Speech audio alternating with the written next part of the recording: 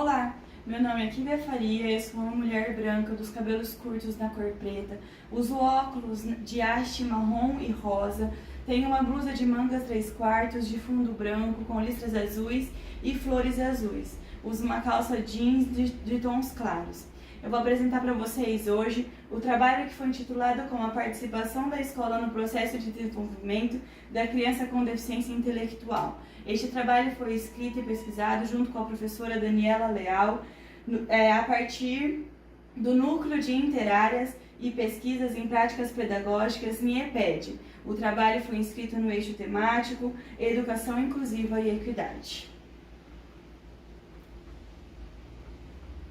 Para darmos início, é importante que nós compreendamos que o desenvolvimento da criança ela se dá por meio das relações sociais das quais ela está inserida.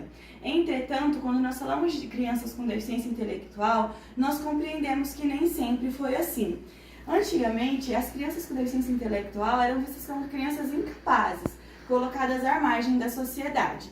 Neste trabalho, nós adotamos a compreensão de deficiência intelectual a partir da teoria histórico-cultural vigotskiana. Para entendermos um pouquinho mais sobre isso, Vygotsky nos apresenta que o ser humano ele é como um agente ativo na criação de suas próprias condições de existência.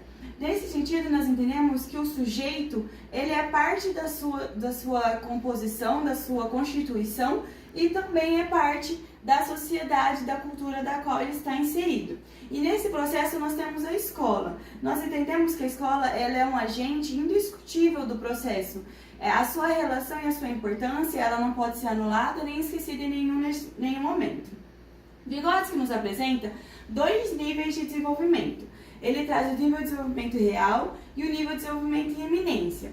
Nesse primeiro nível, nós entendemos que está tudo aquilo do qual a criança já tem constituído dentro de si, do qual ela pode acessar a qualquer momento da sua formação.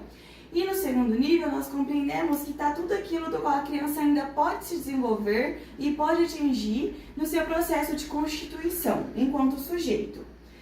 O nosso objetivo com esse trabalho é identificar na literatura a importância da participação da escola no processo de desenvolvimento da criança com deficiência intelectual, de forma a não anular ou desconsiderar a cultura experienciada e vivida fora dos muros da escola dentro da sociedade da qual a criança está inserida.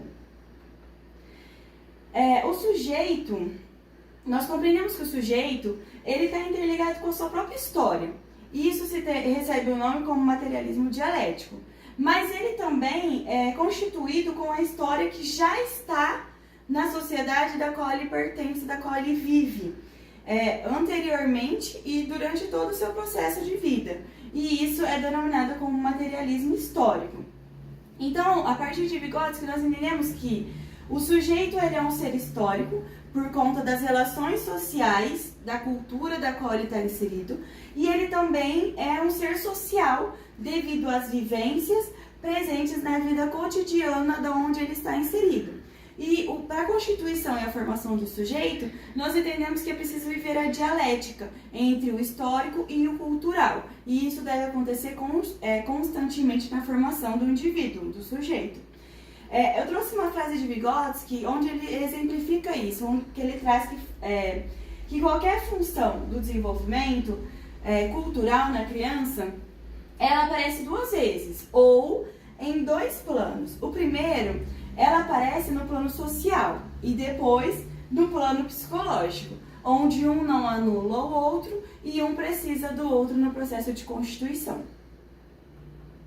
Para além disso, Vygotsky nos apresenta as funções psicológicas elementares e as funções psicológicas superiores.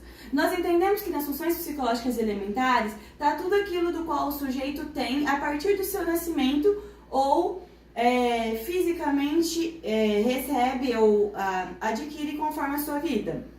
E nas funções psicológicas superiores está tudo aquilo do qual vai se desenvolvendo, vai se constituindo a partir do seu contato com a sociedade e com a escola e com a sua comunidade em contexto geral. E nesse processo a gente entende que as funções elas se complementam. complementam, elas não se anulam e elas são fixas o tempo todo.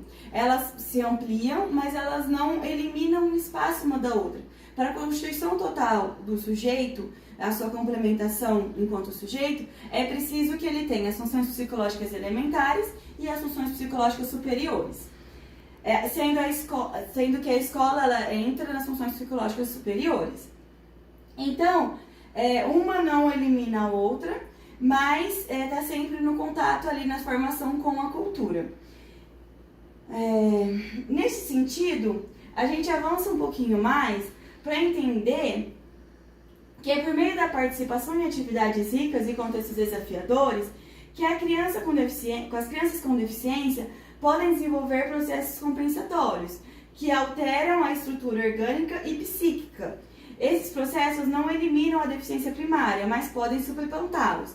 O que nós compreendemos nesse momento de Vygotsky? Que ele traz que é possível compensar os defeitos do qual está dentro das funções psicológicas elementares do sujeito, mas que essa compensação ela não elimina a deficiência que está ali.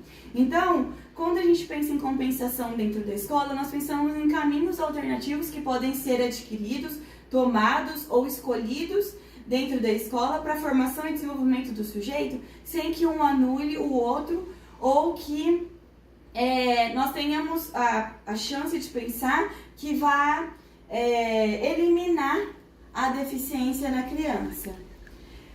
Desse sentido, então, a deficiência intelectual ela deve ser compreendida como uma condição que se desenvolve e se transforma ao longo do tempo, em um movimento contínuo por meio de uma interação intrínseca entre os aspectos orgânicos e os culturais, que possibilitam a transformação das funções psíquicas. E aí, nós entendemos então que a escola ela trabalha com o conhecimento científico, que é esse o papel do professor, e nós entendemos que ela trabalha também com o conhecimento cotidiano, que está aqui na cultura do qual a criança traz de casa para dentro da escola. E que é por meio dessas relações que se dá a formação do sujeito e a constituição dele na sociedade.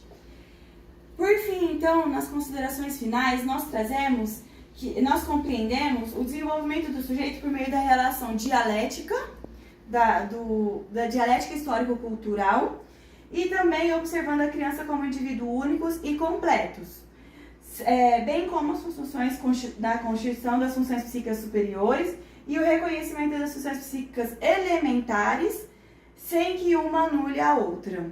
Nesse sentido, nós entendemos também que a criança com deficiência intelectual nesse processo, ela tem as mesmas possibilidades que as demais crianças dentro da escola e na sociedade, mesmo que para isso seja necessária a utilização de instrumentos e signos diferentes, diversificados e até mesmo os caminhos diferentes.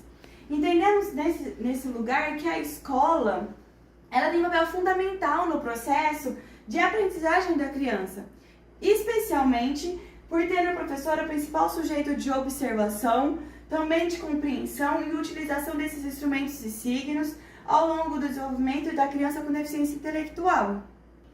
De forma sucinta, essa foi a apresentação do nosso trabalho. Nós esperamos que vocês tenham entendido um pouquinho do que nós pesquisamos e escrevemos. Nosso trabalho estará disponível para acesso de todos.